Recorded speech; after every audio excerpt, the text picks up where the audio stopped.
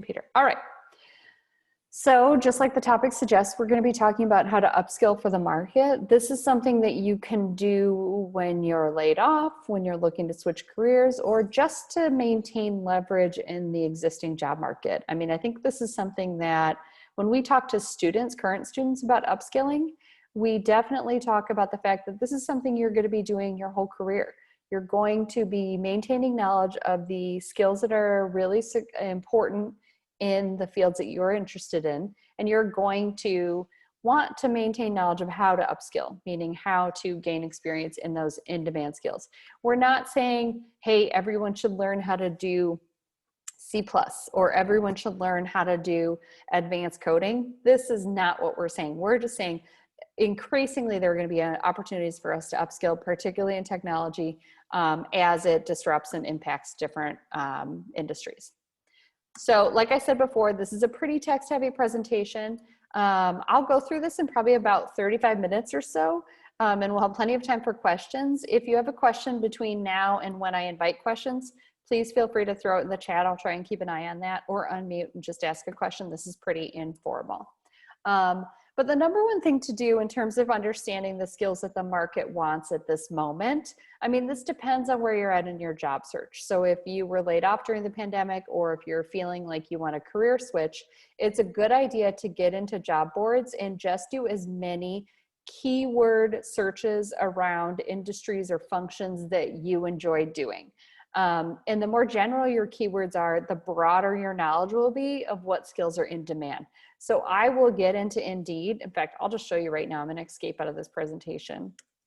Let me see if I can get out of, I have to end screen share. Sorry, let me hide this. Stop share. I'm going to get into a browser real quick. Let me open my browser here and I'll show you what this search looks like. This isn't rocket science. Let me get my share going back again. But I'm just going to show you what this looks like. So I'm going to go to Indeed, and Indeed is a great place to start. It's a real aggregator. So it's going to show you really a lot of different kinds of jobs, almost so much that it's overwhelming. But I might put in here a keyword. Communications, and then I might put in job title. Let's do full-time. And then I will sort by date, because the newer postings are going to have the most contemporary information. If you see something, particularly at the beginning of the pandemic, if you saw something posted 30 days ago in March, it may not exist anymore.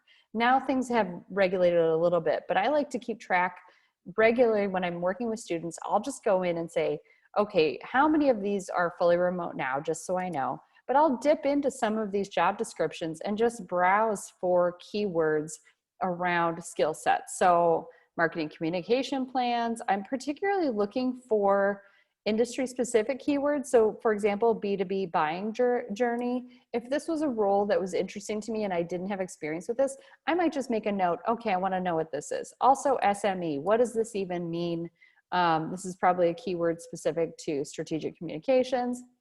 And then I'll look for specific information around technologies. Now this one is just asking for a certain kind of education and experience, not necessarily a particular software. But you can dip in, this is not a high intensity search. This is something you can just do every once in a while, and you'll see really general opportunities like this. I didn't pre-pick these. Let's look at the Facebook one and really quickly skim for, really these are marketing, technology, media, cross-functional. Again, not giving me software right now. So it takes a while to get through and actually start to find out what are these exact skills, but this will teach you the keywords. So RFP processes, that's an area you could upskill in. CMMs, there's an expectation that you know what all of these mean. This is a Google search, and this is really for you to start to look at, okay, what are kinds of skills I can build either through technology or through just learning enough about what this language means. I probably should have done this in advance so I could find one that had a really specific program for you, or software or technology. But this search is kind of messy. So SEM, SEO, search engine optimization, I'm starting to see, okay, well, that's definitely a category we'll talk about in terms of how to upskill. But really it's as simple as getting out on either industry specific job boards or getting out on regular job boards, throwing keywords around, really looking for what's going to make me competitive in the spaces that I'm interested in. And what that's going to also teach you is what industries are actually thriving and doing well right now, because that's part of the research anyone's doing at any point in their job search. During the pandemic, it's particularly important because some industries have shut down and some are actually experiencing growth. So for example, textbook publishing, remote learning, huge boom right now. If you have kids, you know about this in terms of all the technologies that they're using to communicate remotely. Remote management tools, also a boom. Tech and business are doing relatively well across the board, but industries like hospitality have experienced a huge crash. So it also helps you stay up to date in terms of where money is being spent and what skills are relevant for that. But we're not saying, okay, we see a ton of hiring in this, go do this. We're saying find an intersection between where there's hiring and skills that you have interest in and skills that you would want to practice in your life and to kind of give yourself more leverage in the career that you're interested in. The average, I think, millennial will work at any one employer for 3 years. That's a very different career pathway than, for example, Gen Xers like myself predicted for themselves. So knowing your value and seeing the markets that you have value in, I think is always a good thing to do in your career. And even for me in education, I mean, education's behind the times as far as technology goes, but through my career, I've had to learn content management. I've had to learn learning experience design. I've had to learn a lot of technical skills to be competitive in the roles that I was interested in and to add value to my employer. So essentially, part of the learning we're going to be talking about is upskilling to meet demand and to transition into pathways that you're passionate about. The ways that you can do that, we're going to talk through some of the ways you can teach yourself, but you can take online courses. Some are free, some have a cost, some have a huge cost, some have a smaller cost, like we'll talk about Udemy a little bit, Coursera. Some of those can be reasonable. LinkedIn Learning is a feature that's available for premium subscribers, but there's also free courses that are offered by either platforms that want to sell their service to employers or through professional associations. Another way is to volunteer to take on a skill-focused project for a nonprofit or a small business that forces you into teaching yourself. That's really great for people who are like project-based learning. So that's another strategy. You can also design a personal or passion project. That's really good for people who are interested in like social media, blogging, writing, or the creative industries, kind of choosing your own project that you put your extra time into that forces you to build a particular skill that you're interested in. Let's say you really want to learn WordPress. That's a great example. Maybe I'm going to make a personal website for myself on WordPress to teach myself that content management system. The other thing that is useful to think about is a collaboration with a colleague or a partner, because that creates this kind of social accountability that makes it easier to upskill as well. So these are really kind of more abstract ways to teach yourself some skills and ways to apply those skills while you're learning them. So you're not just sitting there learning to code, or you're not just sitting there learning Photoshop or something like that. But the application piece is what's going to, number one, provide evidence of that skill, but number two, make it easier for you to teach yourself that skill. Some great places to start as far as sources of this kind of skill building: professional organizations, particularly as soon as the pandemic started to impact different professionals, industries. Professional organizations put a lot of time into meeting the needs of their communities by providing upskilling, even just webinars, product webinars. So for example, Slack, Asana, some of the technologies we're going to be talking about in a little bit have webinars to bait customers for their products, and many of these products have free versions, free trials or free versions. Some of the things we'll talk about today have a free version that you can teach yourself. So for example, this presentation was built in Canva, which does have a free version. You could teach yourself social media design, presentation design in Canva. LinkedIn Learning is available, like I said, to premium users. Current DePaul students have access to it. Premium is fairly cost prohibitive. So if you choose to target LinkedIn Learning, I would really time it so that you could do that 1 month free of premium and then potentially learn through that. But frankly, YouTube has plenty of content that you're going to need So does Coursera. YouTube, obviously, 99% of that's going to be free. Anything that has a cost, just be really cautious about in terms of the cost benefit. Google has some free certifications. Coursera has some free courses. Again, they're building an audience base right now. So there's more free now than there has been in the past. Khan Academy is a similar situation. Like I said earlier, you will be getting the slide deck. You do not need to take notes. You'll have all of these links for you. Before the pandemic, LinkedIn identified the top 10 in-demand skills. And you can see blockchain. Am I going to suggest any of you learn blockchain if you don't already have knowledge of that? No. But it's good to know what's on this list because cloud computing, which is something that most of us use when we use Google Suite, is number 2 on that list. So knowing that, understanding cloud computing. So that means Microsoft 365, that means Google Suite, really important to make sure that you have that on your resume. And we will talk about getting skills on your resume as part of this presentation. Data analytics, and that can range from like very technical to really just knowing how to do visualization in Excel. AI, again, high skill area, not necessarily something you can dip into, but good to know what's on this list. It goes on, but even number 10, video production. That's a software that you could teach yourself if that was an in-demand skill in an area of interest to you. And again, this is pre-pandemic, so keeping up to date on what's in demand is really important. The 6 in-demand skills we're going to talk about very briefly, because we're just going to dip into what they are and how you might learn them, because you're not going to want to learn all of these. But the 6 in-demand skills we're going to talk about have a lot to do with remote work, because that's kind of the environment we all live in. And of course, skills in those areas and the need for skills in those areas have exploded. So even the Career Center, where we try and stay up to date on skills, we weren't using the technologies that we already had access to the way we are now. So I'll talk a little bit about real-time communication tools like Slack.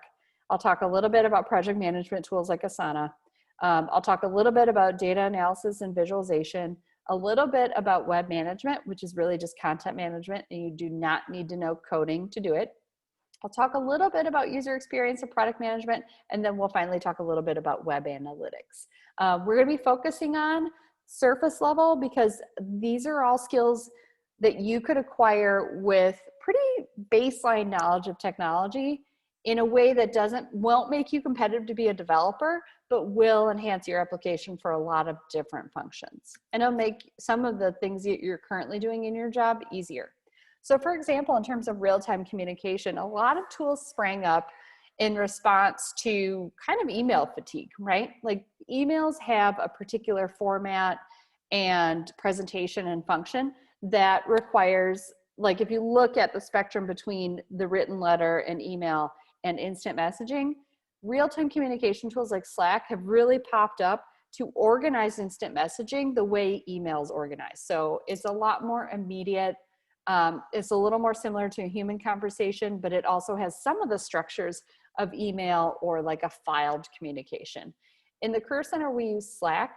And actually, no, I just lied. We used Slack until we switched to Teams because Teams is what DePaul uses. These have a lot in common. So I'll just show you like a screenshot. This is when we were using Slack. Essentially, these tools offer a mix of channels, meaning I can have a channel just for my design team, and instant messaging between me and other individuals, or chat messaging. The channels are great for, you assign specific members to a team and all of your team conversations go there. And then your instant messages are archived in another space. The biggest benefit of this is that these tools offer archives. So rather than just, chatting on the phone or other instant message tools, you can search the archives, you can find things. Many of them incorporate media. So animated GIFs, emojis, you can see all these reactions to this post here. This is a good example. This is Slack. Teams looks just a little bit different, but essentially has the same functions. And many of them offer video. The difference between the free and the paid is typically how many people can you have in a group meeting and that kind of thing. So that's why we switched in the Career Center from Slack, which I really enjoyed using, the free version, to Teams because DePaul was already paying for Teams. So if you wanted to play with these tools to make sure that you had some example of a real-time communication tool on your resume, Slack's free version would be a perfectly appropriate place to start. If you already have 365, then you have access to Teams, and there's other competitors that have similar products. They have a lot in common. In the slide deck, you'll get a link to a YouTube video that introduces all of these tools, generally focusing on one of the tools, but I wanted to make this something you could follow up with later and not rely on like access to LinkedIn Learning. So that kind of real-time communication really helped us communicate with each other when we're like in the middle of a meeting and I need a quick question answered. I don't have to send an email, wait for them to check their email. All kinds of notification and alerts work with those products. Now, project management has a lot in common with that, except that these tools allowed us to create separate stages for projects. So as a team or even as an individual, I can track where a project is at in the many steps that are part of it. These tools are being used everywhere. I mean, if I were a current undergraduate student, I'd be using one of these tools to track my own work because they enable a lot of immediacy around time that's hard to get in any other way. So for example, this board is an illustration of, this is Asana. We used the free version of Asana for a long time, and the free version is very robust. The only limitation on it is really the number of people who can be part of a team. I think the limit's 11. And this is a good example of what a project management tool would look like. You can see this project board includes several steps. It goes from title to content review to needs revisions. We establish what those parts or what that progress look like. This creates a visual immediacy. Not only does it create that immediacy where I can literally drag a tile into the next step, but I can then assign it to someone. And that creates a notification for them. And then when they move it to another section, when they've completed their part, that creates a notification for the next person. Like, it's hard to explain how this works without showing it. But what's great about all of these little boxes or tiles is that they can include hyperlinks to Google Docs. We use Google Docs primarily, to Canva, which is a design doc. They can include the actual text that you're going to be using. They can include attachments like Word docs. So no matter where the making or the writing or the things live, this board shows you how any one project moves from content review to design ready. So this worked for our writers, our designers, everybody. And you can see clearly how this would work for making handouts, which is primarily what this is. But you could apply this project management tool, which takes very little self-learning in many different areas. And I don't think there's an industry that won't be using project management technologies like this soon. And there are plenty of free versions to try. These are the ones that we can share with you. Basecamp is one of those. They combine project management with chat. Asana is the one that we use. Mondays looks a lot like Asana. I think it would be a good competitor. We just ended up using Asana for some reason. Trello is similar, and Rike is kind of more for creative teams, but you could dip into any one of these. I know that Trello and Asana and Mondays all have free versions and or free trials. I think Basecamp has a free trial. So we don't want to have you guys leave here and feel like you have to go spend money. These are tools you could teach yourself. They also, every single one of them has a YouTube channel where they train users on it. So it's not that you would have to look hard for any of that upskilling. Any questions? I mentioned it before, but I'm going to open the chat again. If you have questions or you want to unmute during this, feel free. I'll also ask for questions at the end, but I'm just curious if there's any questions right now in the first two that I've talked about, which is real-time communication and project management tools.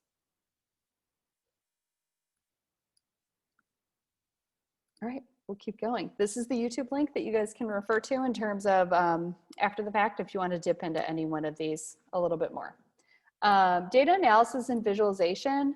This is also a space that we have that has really impacted almost everyone. Anyone who has a budget has to have some kind of data to support why the money was spent this way and what the outcome of that money was. So there's all kinds of data analysis. I'm not going to, again, these are really text heavy content slides. I'm not going to get into all the kinds of data analysis roles that exist, but these don't mean that you have a degree in data analysis. These skills are skills you can acquire through a variety of projects associated with different kinds of tools. So there's the analyzing skills, there's the forecasting skills, there's diagnostic skills, and then there's insight skills. And these are in order of kind of difficulty in terms of understanding how to use certain tools. So I'm gonna go straight to the next slide, if I can click through. Okay, this is a great example of data visualization that was created out of a collection of data that we collected in Tableau, which is too hard for me. I'm just gonna say that. I would have to work really hard to teach myself Tableau, which is one of the tools that we'll tell you about.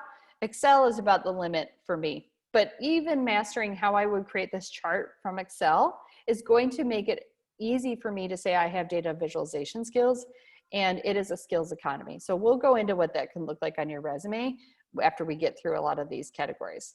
Some of the options for learning skills, depending on your interest level, Excel, the most basic. There are very few roles that wouldn't benefit from you knowing Excel. Do you need to take a 4-credit class to do that? Absolutely not. If you haven't used Excel in a couple years, there's plenty of YouTube videos that are going to upskill you on the new functions for Excel. R is a more complicated programming language that I think it's kind of like R, Tableau, and SQL, in my opinion, would be harder to upskill on. We included it in here because sometimes we get folks with more data advanced backgrounds. But if you're really just starting and you want to know the most in demand, it's going to be Excel. I'll say this too about Google Charts. Google Charts is very user-friendly and would be a good excuse to add to your data visualization skills as well. And we do have a YouTube video that are associated with some of those programs if you want to dip into that. This is really kind of a skills commercial, and then we'll get into what this looks like on your resume. This one is the one I feel most strongly about because of the pandemic. It used to be that if you wanted a website, you hired a developer who wrote it in code, right? That's just not the case anymore. Universities, businesses, people in every kind of role edit websites every day. Do I know how to code? Not really. I know some basic HTML, but I don't actually need to know HTML in order to edit the DePaul Career Center website because we use a content management system. At DePaul, we use, is it on here? We don't use Drupal. No, I think oh, SharePoint. Sorry, I blanked for a second. We use SharePoint, not my favorite. I prefer Drupal. I've used that at the University of Minnesota. But even Wix and WordPress are content management systems. And those are the ones that I would dip into if you've never used HTML or CSS, or if you've never made a website or edited a website. Wix has the lowest gate of entry. And it works like a, oh, let me show you. Did I have a Wix one? No, I guess I don't. Wix, we call it a WYSIWYG, meaning that what you see is what you get. I know that's not a gorgeous expression, but basically Wix has an interface where you don't, let me see if this actually links. I think I linked to it.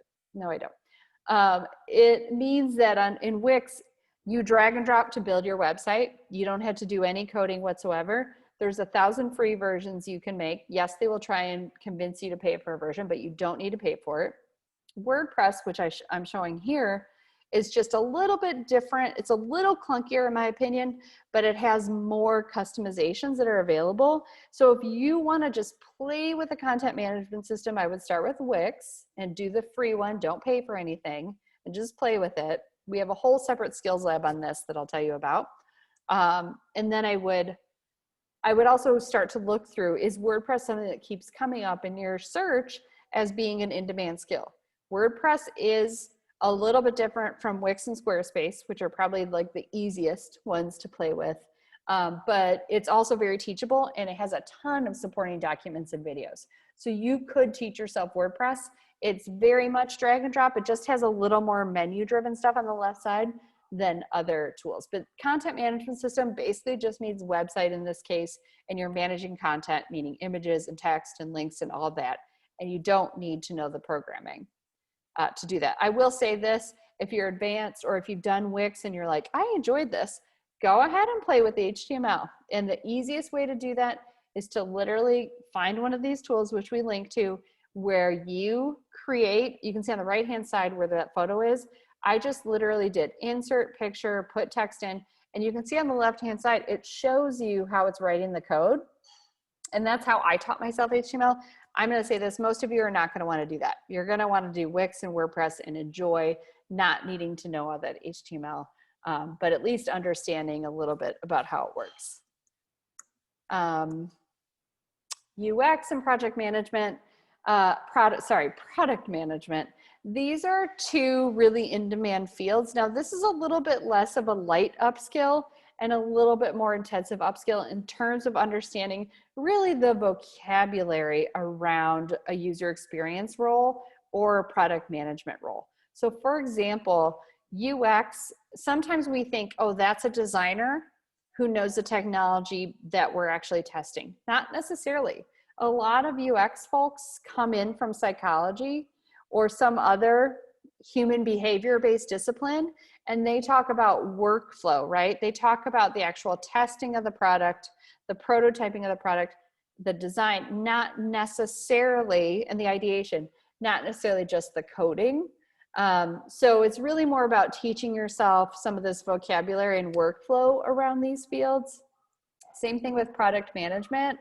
It really is about a process. So I might be interested in product management as a career field. I would probably do some informational interviewing, but then I would also probably dip into some of the processes. There's no degree really right now in product management. It's a pathway that you would get in certain disciplines, but this is like an expanding career field. So unlike the other skills that are just like play with the software, this one's more about learning vocabulary and learning about workflows that are specific to these skills.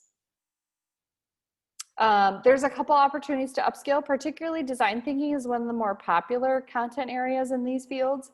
And there's a lot of ways to learn design thinking. It started at Stanford's D School, but there's IDEO has like a $200 course. There's also a lot of reading you can do. I just picked up this, travel pack of design thinking cards. Only if this is of interest to you and if this correlates with your career interest does this make sense. But the other part of this that is useful for other folks who aren't necessarily just UX oriented is really upskilling in survey design. I know that sounds crazy, but you know that you're getting surveyed all the time, more than ever. There is actual thinking around that survey design that I think would be valuable for folks who are interested in assessment roles, insights roles, where you can learn a little bit about the basics. And there is actually a lot of professional associations that offer training on this because it is an in-demand skill. The rest of this I think is a little more technical. So we're gonna go to the next slide. I have a lot to cover and I talk a lot, so I hope you guys have questions. In terms of analytics, this can get really tech intense, but if you're talking about SEO, that's search engine optimization, meaning how do I design a site or a post that gets the most traffic via a search engine? There are actual best practices around that. Google Analytics is one of the most dominant services, and there are certifications Google offers and training on Google Analytics. And just as an example, Campaign Monitor is an email tool that you have to pay for. There's probably like a free trial or something that actually you could use to teach yourself a little bit about how campaigns via email are tracked or email marketing. But there's tons of upskilling on this all over YouTube, all over LinkedIn Learning, all over Udemy and Coursera and those other places. This could be a skill set that you wanted to add to your portfolio. There really isn't any role that shouldn't know a little bit about social media now. Like for example, I work in DePaul's Career Center. My background is advising. I now know how to use Campaign Monitor because we're trying to communicate with students. So it varies a lot in terms of where these are applied. And my knowledge is baseline. We're not talking about, do I know the back end? Do I know all the vocabulary? No. To put on your resume, you really just have to have baseline knowledge. Here's where this gets really exciting. So I've been talking about ideas, about skills, but what I want to show you is this fabulous tool that I recommend anybody use at any point in their career to make sure that their resume is doing all the work. So I'm going to just copy and paste my resume into the Resume Optimizer. Now this link will be in the follow-up email I send you, but you can also just Google EMSI, Resume Optimizer. This is a free tool that mimics an applicant tracking system. So that means that, you know, I think 95% of jobs go through an applicant tracking system. Primarily, they're looking for skills. So I'm just going to paste, I'm not going to worry about formatting. I just pasted my whole resume in here. And it found 41 skills. And you can see it underlines. So I have LMS, that's learning management systems. For me, that's an important thing to understand. I also have, you know, you can see soft skills like time management, hard skills like advising social media. I have a whole technology section, Microsoft Office, etc. What's interesting, it's not labeling Adobe Creative Cloud as a skill. It's not labeling PeopleSoft as a skill right now, because these are really specific. Well, PeopleSoft is a really specific skill used in higher ed. So this is great, right? It tells me what skills are on here. That's useful. But where it comes into play more importantly, and this is a great way to figure out where you want to upskill to, I can type in a job. Let's say I'm like, you know what? I'm curious about whether or not I could ever be hired as a media planner. It will then use an algorithm that uses both current job postings and LinkedIn data. So it's a really robust set of data to identify the key skills that are specific to that role, the relevant skills. I have a bunch of unusual skills because I'm obviously not a media planner. And then skill opportunities, meaning what are skills I should add to my resume. So this is great for people who are thinking of either becoming more competitive in their own field or trying other fields, because it will tell you, like I didn't go into Indeed and search media planner over and over, although that would be a good place to start. I just went into this resume optimizer and it immediately identified 3 things that I need to add to my resume, either in an accomplishment statement or in a skills section. One thing I do want to point out really quickly, you can see Adobe Photoshop is on this list, and I do know Adobe Photoshop, but one of the intentional mistakes I have on my resume is I have exclusively Adobe Creative Cloud. This highlights the importance of doing, parenthetically, Photoshop, InDesign, you know, et cetera, et cetera. Just like I did Microsoft Office, where I have Word, Excel, PowerPoint, any group software, like I don't have Google Suite on here, but if I had Google Suite, I would have Docs, Sheets, all of them. So this tool, I think, illustrates the importance of skills. The reason we're talking about skills more than ever is because these applicant tracking systems determine whose resumes get looked at. And of the 95% of jobs that go through these, only 30% of resumes get looked at by a human eye. So that means 70% of the resumes that for jobs get thrown immediately into the garbage and no one even looks at them. So primarily, that's a skill issue. That is an issue of, is the robot going to see the keyword, which is often a hard skill, sometimes a soft skill? Are they going to see it somewhere in your resume, in the skills section, in a summary, in an accomplishment statement, etc.? So that's why we do talk a lot about upskilling, because we want to make sure folks understand that this is a part of the career journey for everyone, really. I mean, there's very few people who won't want to stay on top of in-demand skills in their industry. I'm going to take questions in a minute, but first I'm just going to let you know that we have a career library of over 50 handouts at this link here, go-to-paul.edu career library, that vary a lot. A lot of them are intro, but we have a lot of content that's more advanced. So mastering the video interview, searching for remote work, that kind of thing. And then we also have 2 more master classes this quarter. This is our first time with this series. We'll be doing more in the winter quarter. So if you have ideas for topics, feel free to email me or put them in the chat. We're collecting ideas from folks. The next one will be about networking in the age of social distancing, and then remote work technology. And these are specifically tailored to alumni. So we understand that we're working with folks. Some of you are currently looking, some of you are in roles. So we're trying to kind of meet the needs you guys have. So feel free to throw an idea in the chat. In addition, these are also open to alumni. We have a job and internet internship search. That truly it's both. So we'll be talking a little bit about both of those.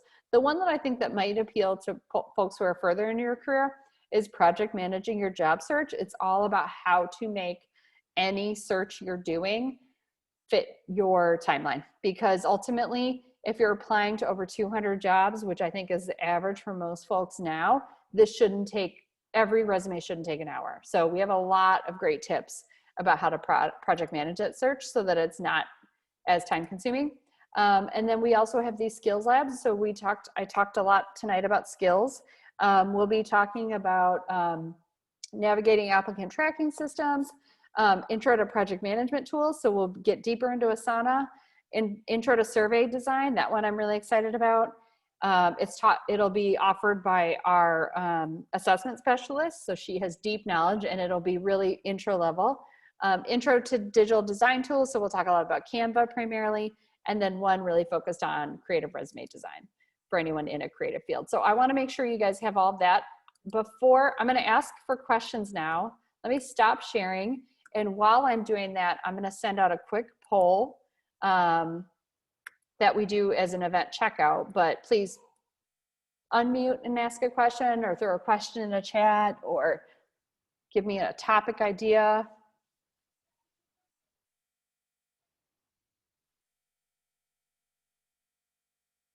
It's very difficult for me to sit in silence. This is good practice for me. And actually, I'm going to stop recording so that